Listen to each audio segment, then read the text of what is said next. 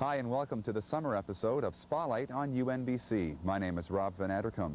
Coming up on the big show this month, we'll have highlights from convocation ceremonies in Prince George, Terrace, and the Nass Valley. We'll also have a report on a major international conference that focused on how to keep more Aboriginal students in colleges and universities. But coming up next, news of two major forestry research programs that have received millions in funding from Forest Renewal BC and the local industry. All that and more is coming up on this episode of Spotlight on UNBC for summer 2000.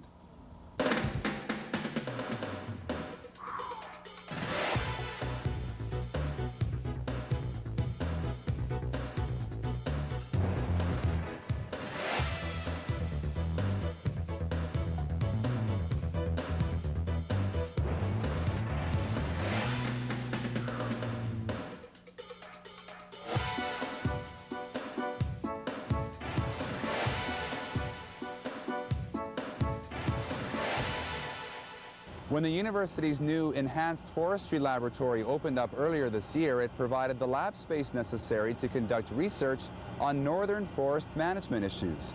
A few weeks later, new research programs were announced in forest growth and yield and mixed wood ecology. I'm here at a place where the forest sector meets the information age, and that's a good place to be. The information generated by the new research programs will provide the forest industry with useful information on improving tree growth rates, increasing the yield of forests, and managing different tree species. For the local industry, the programs represent a major investment in research and development. Well, I do think when we think of the knowledge economy, you're right. Too often people do think that that means mainstream computers, big mainframes that are doing things faster and faster, or the next generation of chips, or the next innovation in Palm Pilots. I don't think that's where the action really is. I think the action is in taking that technology and applying it to the industries that are here and helping them do more and compete better in the global marketplace. If we want to participate in the opportunity in the markets, we have to figure out how to grow more fiber on that land base. And certainly growth and yield is a big part of that. And there's so many components of it. It's choosing the right species. It's deciding the right cutting system. It's looking at site preparation, seedling quality, genetic makeup of the trees that you're planting, stalking control. All of those things play a part in it. So it's a big science. West Fraser Timber and Slocan are the two industry supporters of the new research programs. Their contributions, along with about $6 million from Forest Renewal BC, have allowed UNBC to hire new professors to lead the programs. Oscar Garcia comes to UNBC from Spain, and he has led growth and yield programs all over the world. Chris Hawkins is leading the mixed wood ecology program, and he already has a number of research programs underway in the new forestry lab. The information generated by both research programs may help to, in the future, double the amount of wood harvested from a particular land base.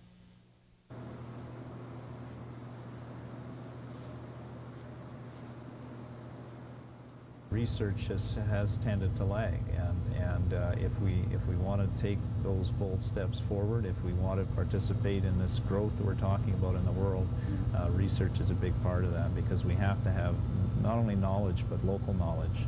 That's why UNBC is so important, because the research they'll be carrying out is going to be more specific to the forests that we operate in the central and northern interior.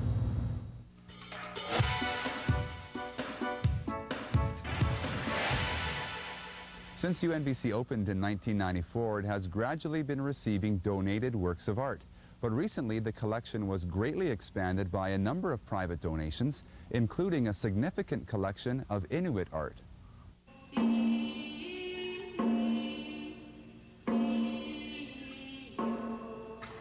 The artwork was unveiled at a ceremony recently on campus. The Inuit collection was donated by Ray Anderson, a former Canadian diplomat who was, at one point, the country's High Commissioner to Australia. I cannot speak to you without speaking with some emotion.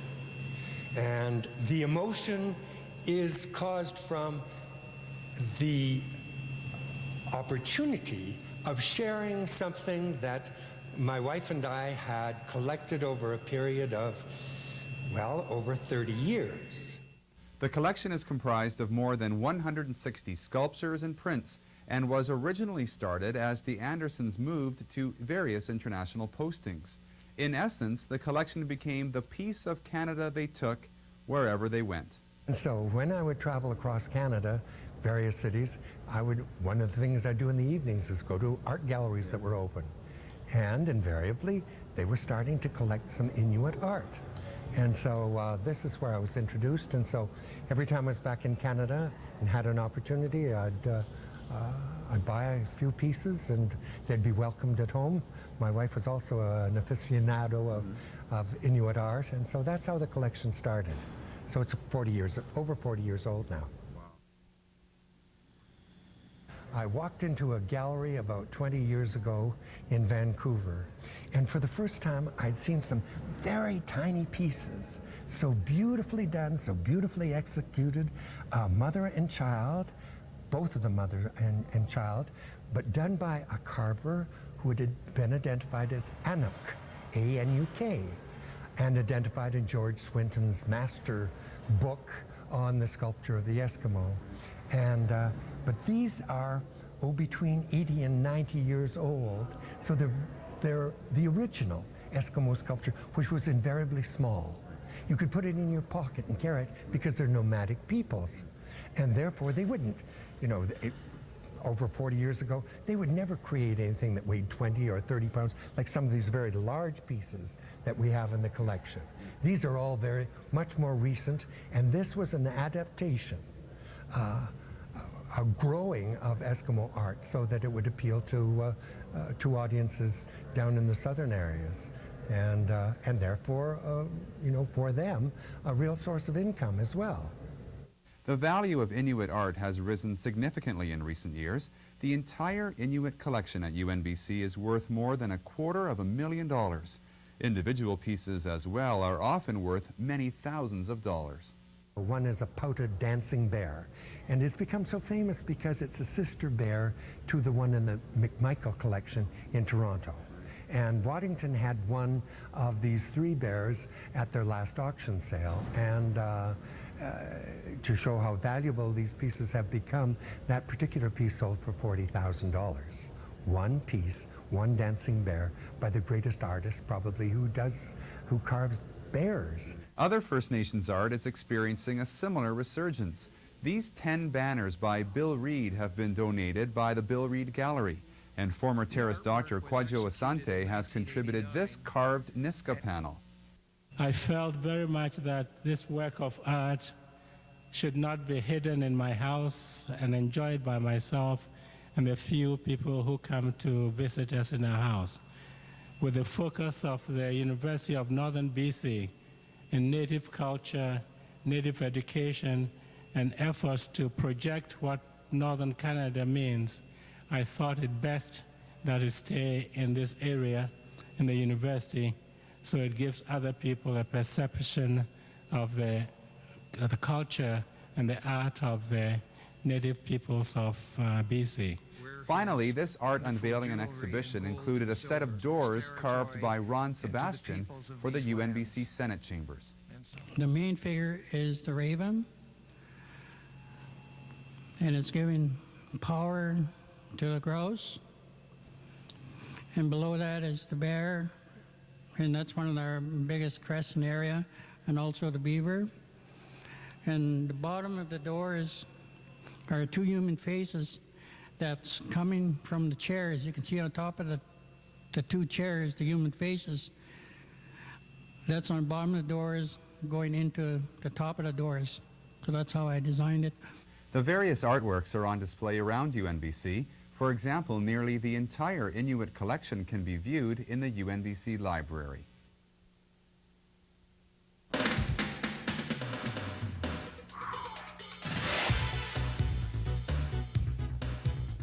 The art unveiling and exhibition was part of an international conference hosted by UNBC in the spring.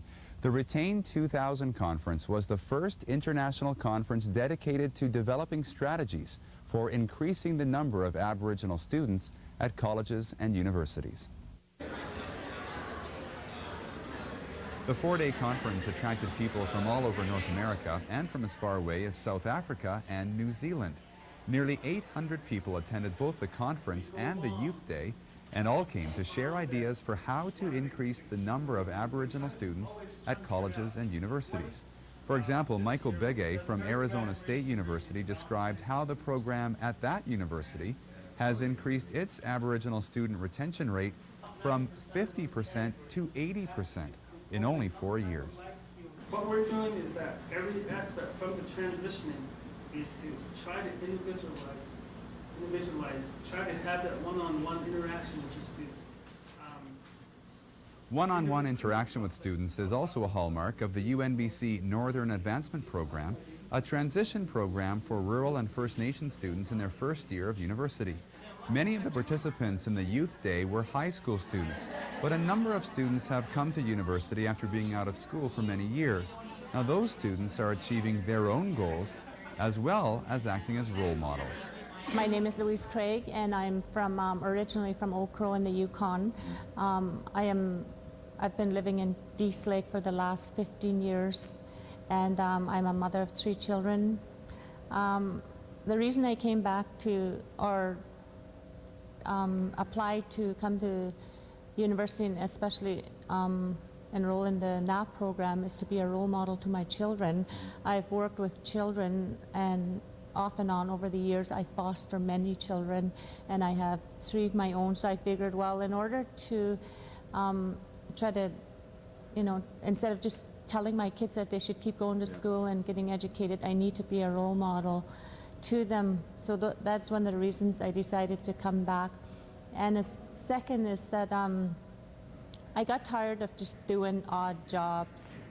I've done paramedic and I've done lots of side jobs, but I really wanted to be a nurse for many years, and I thought, well, it doesn't matter how old you are, you can still go back and you can still, you know, achieve your goals. So that's one of the reasons I decided to just go and do it. Louise joined with other UNBC First Nation students and gave a presentation at the Retain conference. They talked about the UNBC Northern Advancement Program and how it has helped them make a successful transition to university. Actually, I've been out of school for 28 years, which is 2 of my kids together, and that's their age.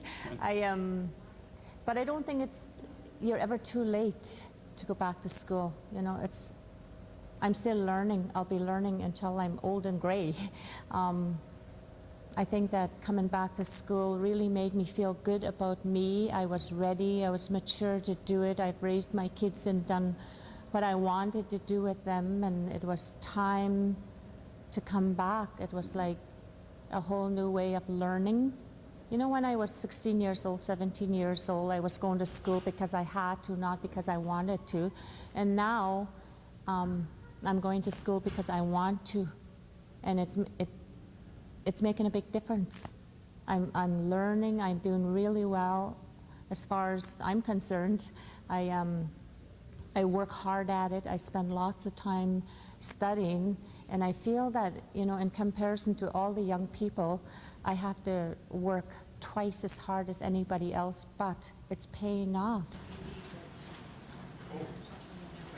I think this conference is wonderful. I think the first day I was here with 2 of my daughter and the foster girl that I have, both 16, and they totally enjoyed it. They stayed here from 9 o'clock in the morning till 9:30, and they said it was wonderful. They went to lots of different workshops and seen, and you know, it was funny because they all grouped together, and I was showing my daughter around, and you know, it's just like, wow, Mom, this is like a wonderful place. And I said, it is. It's like a ski chalet. It's nice, you know, it's comfortable, and there's lots of support. Yeah, so it's nice. I like it. I thought the youth, that they should encourage more younger people to come up and see, you know, get comfortable with the Institute.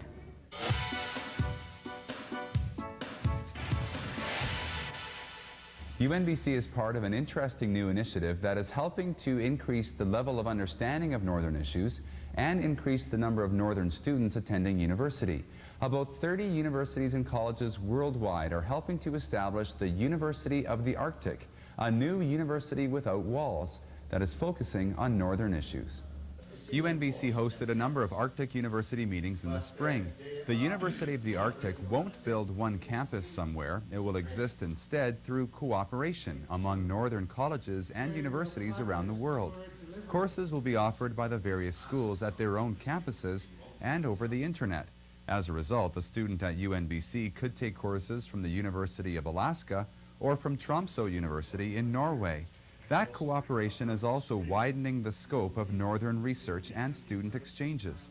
2 UNBC alumni are currently working in Northern Finland to help establish the University of the Arctic. One of them is Pamela Spokes, a Prince George graduate of the UNBC International Studies program. The education you will get from taking 1 or 2 of these courses is so much greater than just reading a book, so you will have professors and articles written and books written by people on the other side of the world, and you can take that knowledge and you can apply it locally. Many times, like we've said before, the problems are similar, and to see that this is being done in this specific place and be able to say, I've never thought of that before. The common issues include resource management, health delivery, telecommunications, self-government, etc. And around those issues, Northern BC perhaps has more in common with Northern Sweden than with the Lower Mainland. I think that's one of the main objectives of the University of the Arctic, is to be able to keep the knowledge in the North. There are many educated Northerners, but whether they stay in the North or not depends on the availability of jobs or of prospects. And so if there's no prospects, or if there's no relevance of your education to living in the North, you will not continue to live in the North. So UNBC, as well as the University of the Arctic, have this focus that will help keep people in the North with a relevant education. In the early 1990s, the mining town of Cassiar closed down, and UNBC received its history in about 3,000 boxes of historical records.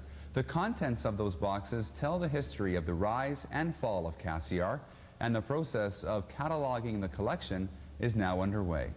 Cassiar donated about 3,000 boxes or more, and of the whole town site administration, everything from 1950s to 1989, 90s. And I'm going through them and going to enter them. I started up a database so that when I enter that stuff into the database, if someone was to look for something, if they were, interested in Cassiar, the history of Cassiar or whatever, they can go through the database and hopefully find some stuff of interest. All kinds of stuff is covered in these boxes too. For this project, each of the boxes is examined and their contents are registered in the database. Oh, look at this. Oh, this is newspapers. These are papers. 1976. I don't know if this is Cassiar's paper though, or it's Clinton Creek. Where's that? I think it's in the Yukon, so it's just north of them somewhere. I'm not exactly sure where. I organize them in chronological order, most like the papers, for instance, and then I enter them into the database based on file number, date, what kind of a newspaper is, what newspaper it is. Say if somebody was looking for a certain newspaper in 1976 or 1957 or whatever, hopefully they'd be able to find it. I just enter the date of the newspaper, for instance, January to December, say 1971. And then once I'm done entering it, most likely the newspaper will have a title, so I put the title of the actual newspaper, transport times, and what type of file it is. This is a Cassiar file because it's a Cassiar newspaper. A few hundred boxes have been cataloged already, but it will take several years to sort out the whole Cassiar collection. But the result will be a great library for the study of resource-dependent communities. It's a growing high-tech sector in northern BC. It's called GIS, and its practitioners use satellites to map the landscape. Those maps can then be analyzed for effective forest management, wildlife habitat, and terrain. UNBC hosted a conference of Northern BC GIS users in May to coincide with the big Forest Expo in Prince George.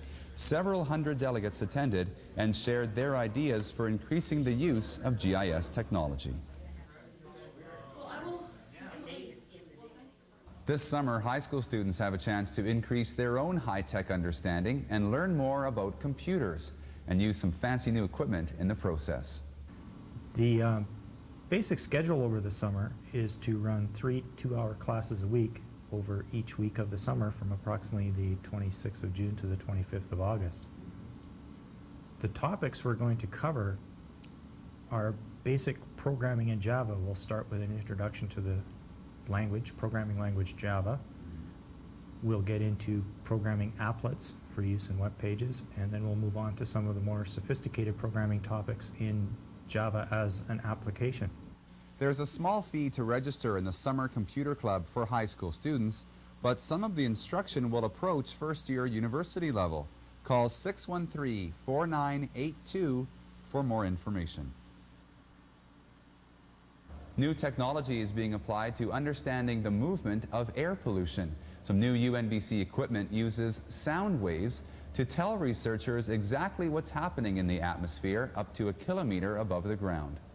This is called a Doppler SODAR system, and the SODAR part stands for sound detection and ranging. So what it does, it's like a radar, but it emits sound instead of radio waves. And as the sound goes up into the air, it reflects off the atmosphere and comes back. So what it does, and you can hear it doing it, it has an emission cycle where it emits sound, then it has a quiet period where it listens for the echoes. And the Doppler part refers to the Doppler effect. And those of you who've heard a truck approach you on the roadway and the pitch increase as the sound of the truck approaches you, and then the pitch drop as it passes by, that's the Doppler effect. So what this does, it sends sound pulses up, listens for the echo. If the frequency of the echo decreases, that means that there's wind blowing toward the instrument. If the frequency or the pitch drops, that means that the wavelengths are getting stretched by the wind, so it's going away from the instrument. So what this can do is it can steer the beam in 5 different directions, straight up to the north, the south, the east, and the west, and it measures the Doppler shift and uses that to actually measure the wind speed and wind direction at different levels in the atmosphere. The new equipment was first mounted on the roof of the UNBC lab building to measure wind speed and direction over the city of Prince George. SODARs are useful because they give us the wind speed and direction in the lowest 1 kilometer or so. We use that for things like air pollution studies, where we want to look at how pollution emitted from a source gets dispersed in the atmosphere. It goes up, it doesn't stay at the ground. So we need to know what the winds are doing higher up so we can estimate where that pollution is going to be transported by the atmosphere.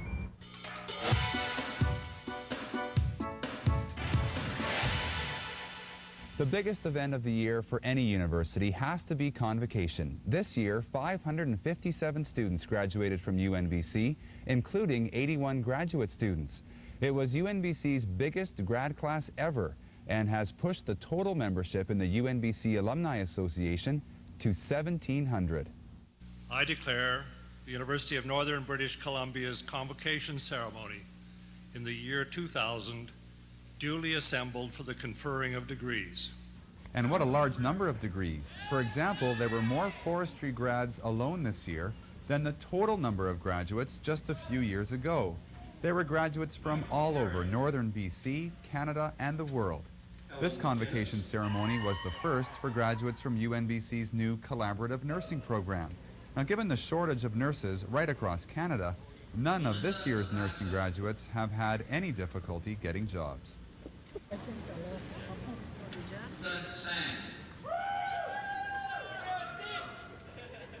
You finish your school and you've got a job instantly. It's good that way. You get lots of hours. There's not many full-time positions out there for people, but if you're willing to work casual, then you're guaranteed hours just about anywhere you want to go. A number of other professional programs produced graduates this year, including environmental planning, social work, and education. 16 of the graduates in the Masters of Education program completed all of their coursework in Terrace, and a special graduation ceremony was held in Terrace. Like the grads of many other programs, they bring skills and qualifications that are of particular relevance to northern communities.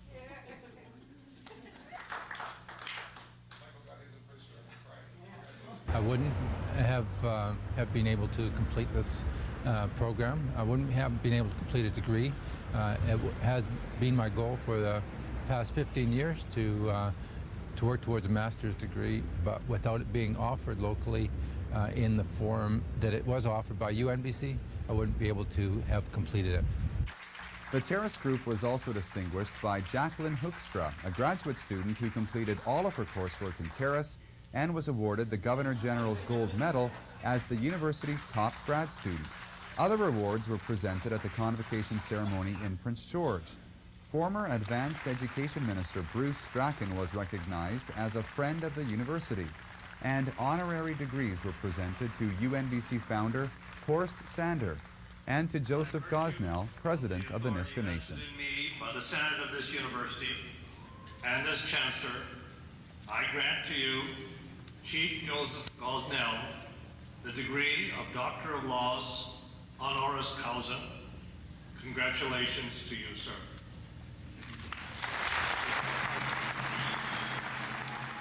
Chief Gosnell was also recognized at a convocation ceremony in the Nass Valley for UNBC grads from the Nisga'a House of Higher Education. With the final signing of the Nisga'a Treaty only a few weeks earlier, the earning of university degrees by the Nisga'a people has never been more important. Having regained the ability to govern ourselves, there comes responsibility that comes with that.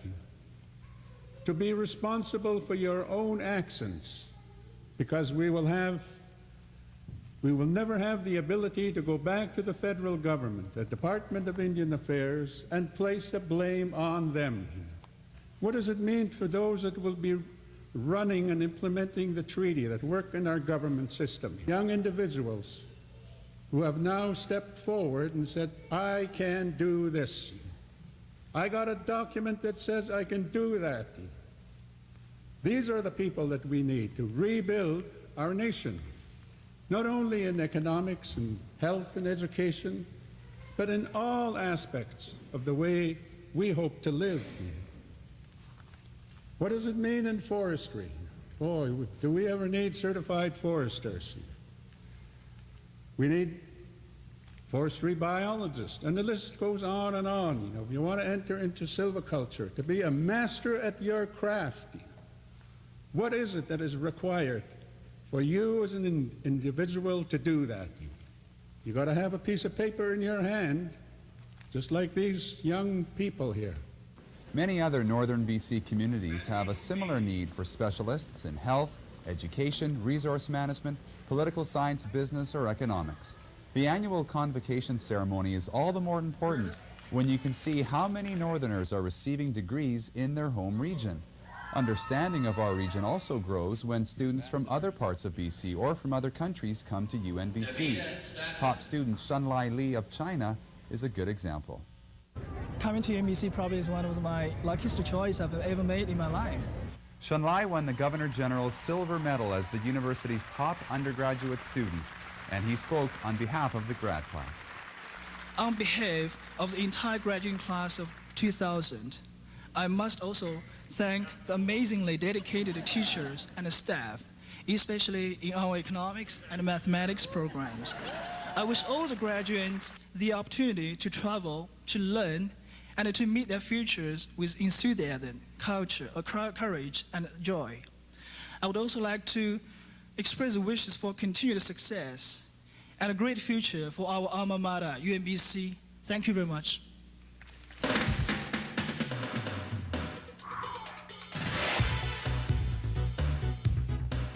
Thanks for watching this episode of Spotlight on UNBC, the last one of the 1999-2000 academic year. I'll see you again in the fall.